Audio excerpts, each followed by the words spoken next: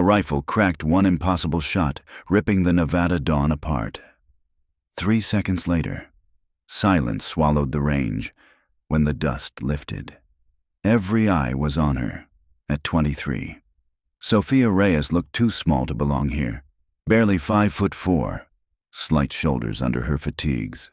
She seemed almost hidden by the massive Barrett MRAD braced against her frame, but her stance never wavered. One gloved hand adjusted the bipod in the gravel of Ravencrest range. The other brushed sweat from her temple. To Sophia, this wasn't spectacle. It was clarity. Most candidates had already drifted toward Chow, rifles slung loose, pride intact. She remained on the firing line, drawing another deliberate breath as the desert wind shifted. Gunnery Sergeant Luis Ortega, voice scarred by deployments and years in the dust, strode toward her. "You're still out here," his tone balanced between disbelief and irritation. Sophia lowered her rifle. Her dark eyes met his without hesitation. "Just trying to get better." "Sergeant." Ortega lifted his binoculars, tracking the target pinned 800 meters away. The inner circle was a clean constellation of holes. He grunted. "Not gifted." "Huh, Reyes. I've trained snipers 15 years. Precision like that isn't luck, it's discipline." But Sophia knew discipline alone hadn't carried her here. In her chest still echoed a crowded home, 3 older brothers whose achievements swallowed her own. Miguel, the football star; Carlos, the engineer; Diego, the Marine. She was the quiet one, overlooked, underestimated. Her father, a veteran scarred but steady, had taught them all to shoot. For the boys, it was pastime. For her, it was oxygen. Every time she peered through a scope, the world shut up and listened. That silence hadn't followed her into the military. From the first day of basic, she carried Miguel's old taunt, "Someone like you, too small, too quiet, too feminine." She had dragged those words through obstacle courses, forced marches, live fire drills, and now through the crucible of advanced sniper training. She dragged them here, around her. The other candidates moved like they already belonged, college athletes, academy graduates, men tempered by combat. Sophia still fought for the right to stand among them. "Tomorrow changes things," Ortega said, lowering his binoculars. "We're getting visitors. Not just any unit. Specter Team. Captain Elias Hale himself." The name carried weight heavy as steel. Stories whispered of Hale's operators' missions never recorded. Distances no one believed. Enemies erased before they knew they were seen. Soldiers who survived by perfection alone. Ortega's eyes narrowed. "Reyes, listen, they don't bend rules. They don't miss. If you want them to see what I see, you'll have to fight harder than anyone else here. You ready for that?" Her pulse quickened, but her answer was steady. "Yes, Sergeant. I've been preparing my whole life." The sun bled down the desert sky, fire and shadow cutting across the range. Sophia stripped her rifle piece by piece, each motion slow, deliberate, reverent. Tomorrow would not forgive mistakes. Tomorrow would not care about her size, her voice, her gender, only steel, glass, and the invisible line between failure and survival. As she walked back toward the barracks, a knot of trainees whispered just loud enough, "Specter Team's never taken a woman." One muttered, "Bet they don't think one can even survive it." Sophia kept walking, jaw tight, heartbeat steady. Let them doubt. Doubt was fuel. Doubt was focus. Tomorrow. When mist lifted off Ravencrest and the Blackhawks touched down carrying men who fought wars the world never acknowledged, she would step to the line, and she would prove that someone like her, too small, too quiet, too overlooked, could be deadlier than all of them. Where are you watching from? Drop your city or country in the comments. Don't forget to subscribe for more untold stories from Stories Unseen. Staff Sergeant Amir Chen tapped the screen of his tablet, voice carrying the clipped authority of a man who had seen too many hopes break on a firing line. "Reyes, Position 3, read 1, Thorn, 2, Paper rustled. Boots shifted in the dirt. Conversations simmered low, half calculation, half nerves. Sofia Reyes inhaled, closing her eyes for a steady beat. Her father's voice lingered in memory, slow, deliberate. Make the breath your metronome. The Barrett Emirad pressed into her shoulder, heavy but familiar, like a song replayed until it lived inside you. The target, 1,000 meters away, looked no bigger than the head of a nail. But her work was never about size, it was about intent. Wind 8 knots northwest, pressure steady. 1 round. The rifle cracked. Sound rolling across the valley. Through the scope, a black dot bloomed white. Center mass. Perfect. Her spotter confirmed. Captain Morrison, range OIC, jotted a mark on his tablet. His expression remained a mask, but his eyes stayed on her a fraction longer than necessary. Others fired. A few hit. Most missed. The mutters of those eliminated swirled like vultures. Sophia knew that sound. It had followed her since childhood. When her brothers mocked the quiet one who would rather study wind than play rough games, but one clean hit was no promise, it was proof. And proof was the only language the range respected. Morrison raised his chin. Next distance, 1,500. Heat shimmer rippled above baked ground, bending the world like glass held to flame. At this range, mistakes weren't measured in inches, they widened into yards.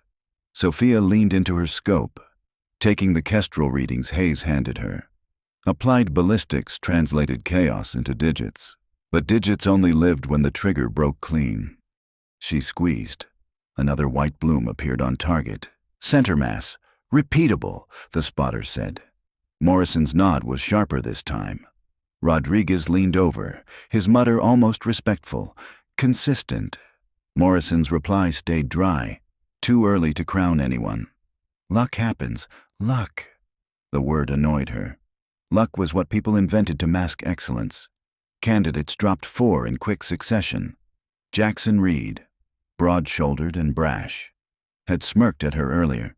Now his stare was heavier, stripped of mockery. Respect unsettled him more than dismissal ever had. At 2,000 meters, the air itself seemed to shift thinner, weighted with consequence. Wind drifted southeast at 10 knots.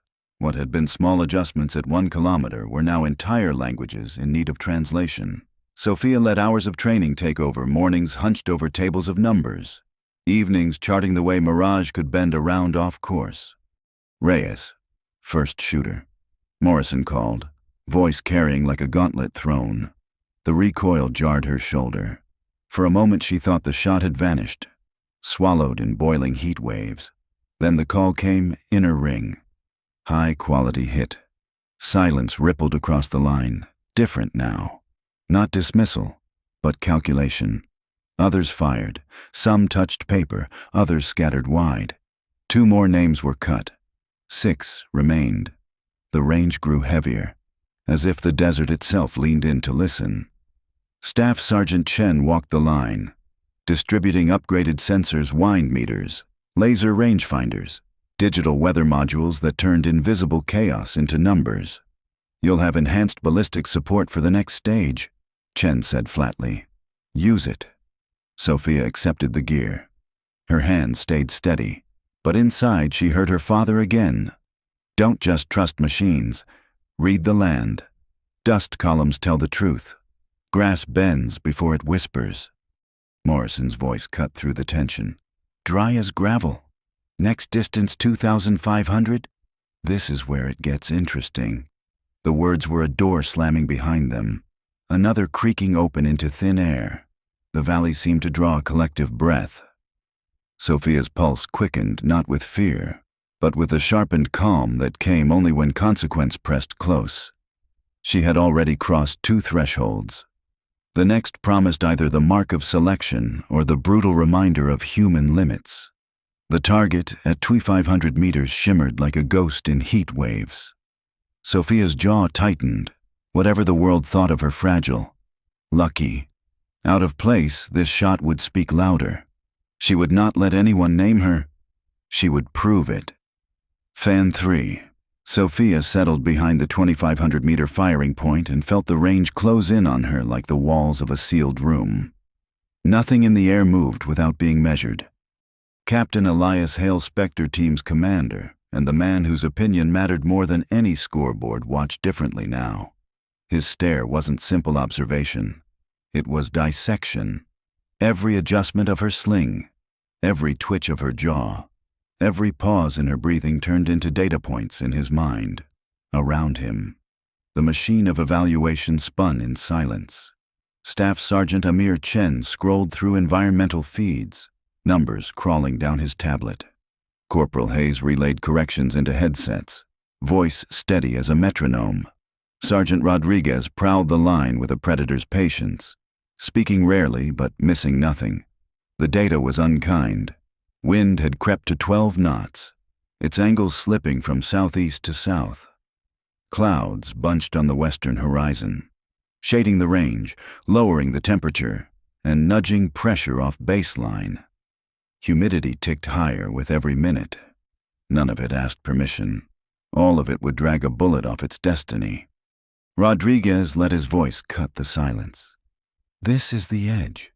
1,500 keeps most soldiers busy for a career. 2,500 is where physics starts to laugh at you and you find out what you've really brought. Sophia didn't argue. She folded the numbers into that quiet chamber of her brain that had been trained to calculate without sound. Kestrel baseline, density altitude, mirage boil. Night force Attiker set at the exact diopter her eye trusted. She glanced at the ballistic computer, then set it aside. Machines were honest, but machines didn't feel the land breathe. Dust plumes halfway downrange tugged right when they should have drifted left. Scrubgrass bent, corrected, bent again. Mirage shimmer boiled at 500, promising vertical distortion. She believed the ground more than the glowing digits. For one beat, her thoughts flared homeward, her brothers punching clocks in workshops, her mother nursing a coffee that would cool before she remembered it, her father's voice repeating the line that had outlasted his years. Don't chase the gust. Find the average. Shoot the truth. The crosshairs shrank the world to a freckle of steel. She held half a breath. The trigger broke with the intimacy of a whispered secret. The Barrett bucked. The valley cracked in reply. And then the wait. At this distance, sound and certainty traveled on separate roads. Direct hit, center mass. Hayes called, radio unable to filter the awe from his tone. The gallery stirred, a murmur sliding like current through the survivors. Surprise in some faces, irritation in others, and Hale silent, expressionless. But his silence carried weight. When he stepped closer, it was not to congratulate but to interrogate. Wind, he asked simply. Sophia rode the adrenaline without letting it own her. Baseline at 12 from the Kestrel, weighted the gusts between 11 and 13. Red dust midline, scrub at 900, gave it half mil left. Mirage boil at 500, I added 2 clicks elevation. Hale's mouth didn't smile, but his eyes did. He gave a single nod and stepped back. The board had shifted. The pressure metastasized. 5 shooters had made it this far. Only 2 more found steel at 2,500. 1 dragged low. Elevation robbed by the cooling air. Another round skated wide. Bullied by drift he never saw. When the dust settled, 3 names remained. Sofia Reyes, the anomaly nobody could dismiss anymore. Jackson Reed, ex-Marine, jaw like a cinder block, pride louder than sleep. Sergeant Marcus Thorne, poster boy of competitions where 1,000 yards was called impressive. Captain Hale lifted his head, voice flat as stone. Last evolution, 3,000 meters. The words landed like a church bell across granite. 3,000 wasn't a test of qualification. It was physics with teeth. Chen and Hayes rolled out additional spotting scopes, wind-sensing modules, and high-fidelity glass. Rodriguez briefed in sentences short enough to cut skin. This isn't marksmanship. This is solving a 4-second problem in unstable air. Gravity takes feet. Wind takes yards. Miss the truth by a whisper. and it shouts downrange. The plate at 3,000 meters glimmered in heat haze like a rumor. Bullet flight would be close to 4 seconds long enough to feel eternity crawl across your skin. The earth itself seemed poised to pull each round out of the sky and dump it where it didn't belong. Reed went first. Careful, methodical, soldierly. He double-checked every number, conferred with Hayes, let the range fall to a hush. The rifle cracked. They waited. 3 feet left, Hayes reported. Regret clinical. Reed's jaw tightened. He gave the line a short, stiff nod. Respect where a smirk once lived. Thorne followed. All ritual precision. The elegance of a man who had studied his own greatness in the mirror. His round sailed, measured, confident. 2 low. 1 right. Hayes said. The tiniest slump bent Thorne's shoulders, not collapse, but education with sharp edges. And then there was Sophia. The desert thinned to her breath and the arithmetic of survival. Wind gusted to 15, flirting south-southwest. Cloud cover deepened, tamping heat, shifting pressure. Hayes read numbers. Sophia read the ground. Dust plumes split like warring opinions across 2 layers of air. She adjusted a 1/4 mil for crosswind. Then another click she couldn't explain to anyone but her father's ghost. Take your time, Hale said softly. No encouragement, just fact. Speed kills, patience saves. Sophia let the storm inside her settle, the chatter, the predictions, the old accusation someone like you all receded. What remained was steel, wind, and the razor line between doubt and proof. She pressed the trigger, and the range seemed to hold its breath, waiting to see if physics would bend or if faith in the truth was enough. Fan 4. The valley narrowed into focus as Sofia Reyes adjusted her rifle for the 3,000-meter shot. At that distance, the bullet's journey would be its own odyssey, nearly 4 seconds of invisible flight, bleeding velocity, fighting gravity, and twisting through layers of unstable wind before steel could answer back. She knew what it meant. She was aiming at the limits of human possibility. The Barrett Emerald rested steady against her shoulder, no longer foreign weight, but part of her body. She had dialed corrections with care, then stopped. Out on the flats, a dust devil spun itself to life, twisting lazily before collapsing. To an untrained eye, it was nothing. To Sophia, it screamed warning, low-level shear waiting to steal her round. She waited it out, patience measured in heartbeats, until the swirl shredded and the air smoothed. Ready when you are, she said, calm but certain. The range stilled. Even Captain Elias Hale, hard man, combat forged, immune to spectacle, leaned closer to his spotting glass. This wasn't another evolution. It was a test the range itself would remember. Through the Night Force ATAC. The target mocked her, a pale fleck on a dark ridge, smaller than a freckle. She drew her breath into rhythm. The same cadence her father had drilled into her childhood. Inhale, exhale, hold. She counted 2 heartbeats and willed the third into silence. Every detail mattered: the exact lay of her elbow, the stock's pressure under her cheek, the smooth curl of finger across a trigger. To others it looked mechanical. To her, it was language, each adjustment a phrase in a dialogue with distance. Wind shift, Rodriguez murmured. Eyes on the sensors. Gusts danced erratically between south and southwest, twitching hard enough to turn whispers into yards of error. But Sophia had learned to read more than instruments.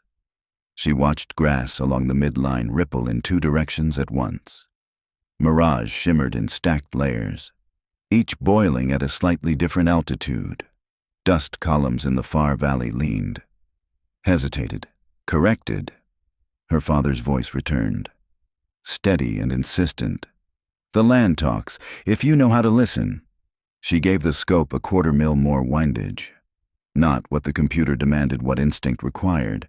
Her mind stacked the impossible math: bullet drop measured in tens of feet, spindrift pushing right, Coriolis nudging left, humidity biting speed. Density, altitude, stealing energy. Calculation blurred into trust. She leaned into the scope. Lungs settled, and let the trigger break clean as glass. The rifle thundered. A supersonic round leapt free at nearly 2,800 feet per second, climbing into a long arc before drag pulled it down. 4 seconds of suspension. 4 seconds where everything, career, reputation, doubt hung in the air with it. Sophia did not blink. In her imagination, she followed the invisible flight across sky and wind. Around her, the gallery froze. Men with decades behind rifles clenched jaws, their breaths held without order. Even nature seemed to pause, as though the desert itself was curious. Then Hayes's voice came sharp in the headset, impact dead center, 3,000 meters. Perfect shot. For a moment, disbelief was heavier than sound. Then the gallery rippled gasps, curses, low laughter that bordered on awe. Jackson Reed swore under his breath, his expression carved somewhere between respect and defeat. Marcus Thorne muttered, "Unreal." Pride buckling into reluctant admiration. Captain Hale lowered his scope slowly. He had seen men kill at distances that rewrote doctrine. He had trained shooters who made generals proud, but something in his eyes betrayed reverence. "Reyes," he said, voice stripped bare. "I have never witnessed a shot like that. Not in combat, not in training, not anywhere. Commendations spilled across the line, phenomenal. Impossible. Artistry." Sophia heard them distantly. She was already stripping her rifle, bolt sliding free, cloth brushing residue, calm, detached. A single shot didn't make legend. It set a standard, and standards had to be defended every day. Rodriguez and Chen traded looks, voices low, flawless execution. Chen noted, Rodriguez added. She trusted instinct, didn't hesitate. Hale said nothing, but the gears of judgment moved behind his eyes. When Sophia slung the rifle bag across her shoulder and approached, Hale spoke with formality edged in steel. "That display was extraordinary, but marksmanship is only the beginning. Out there, our work is choices under fire, chaos, no do-overs. Are you prepared for that?" "Yes, sir," she replied, firm. "I know the shot is only the start. I'm ready for the rest." Hale studied her, unreadable, then gave a single nod. "We'll see." Around them, the range loosened as equipment packed away and candidates whispered among themselves. Respect mingled with unease. Sophia tightened the rifle strap until it bit into her palm. She had bent the impossible once, but the real test waited beyond wire and targets out in the world, where bullets came back and silence was never guaranteed. Fan 5, 6 months after the impossible shot at Ravencrest, the mountains of Kundari wrapped Sofia Reyes in a cold, unforgiving silence. Thin air clawed at her lungs as she lay prone on a jagged ridge. The Barrett Emrad steady against her shoulder. Corporal Hayes crouched beside her, whispering into the wind. "Compound below. Range 2850, multiple tangos. Primary just entered the courtyard." Through her scope, the enemy stronghold came alive, low stone buildings, guards shifting at the gates, unaware that their lives now hinged on the woman hidden high above them. This was no training range, no gallery, no applause. Success meant saving the patrol pinned in the valley. Failure would cost them blood. Morrison's voice crackled in her earpiece from Overwatch Command. Authorization confirmed. Clean shot only. No collateral. Sophia's breathing slowed. The lessons of Ravencrest. The voices of doubt. Her father's quiet instructions all converged here. Find the truth in the wind, and let it guide you. Dust rose faintly from the flats. Scrub grass leaned east. The morning sun thinned the air, bending light and stealing velocity. Sophia weighed the math, then trusted the instinct that had never betrayed her. The crosshairs steadied on the figure below. Her pulse slowed to a measured cadence. In that suspended second, the world collapsed into one choice: One pull. The rifle cracked like thunder. 4 seconds later. The primary target folded into the courtyard stone. Confusion erupted. Shouts, scrambling guards. A moment of chaos before Hayes's voice cut through. Target down. Clean hit. Morrison's reply followed. Clipped but edged with pride. Outstanding work. Sniper 1. Displace. Extraction in 2. Sophia broke down her rifle with methodical calm, stowing gear with hands that no longer trembled. She thought of the girl who once wondered if she belonged, the one dismissed for her size, doubted for her gender, mocked as a misfit. That girl had walked into Ravencrest uncertain. Here, in the mountains of Kundari, she had carved certainty with steel and silence. At the extraction point, the team gathered. Morrison approached first. His words were formal, but his eyes carried weight. You've earned your place among us. For Sophia. It was more than validation, it was arrival. Hayes clapped her shoulder. Rodriguez allowed himself the barest grin. Even Jackson Reed, the Marine who once smirked at her presence, gave a curt nod of respect. The sun lifted over the ridgeline, throwing gold across jagged peaks. Sophia allowed herself one quiet smile. She had not only proven she could fire an impossible shot, she had proven something greater: that excellence ignores labels. That resilience matters more than birth or body. More missions waited. More lives would depend on her silence, her patience, her will. But as she moved out with her team into the rising light, Sofia Reyes carried the truth she had earned: greatness is never given. It is taken one breath, one trigger pull, one act of courage at a time.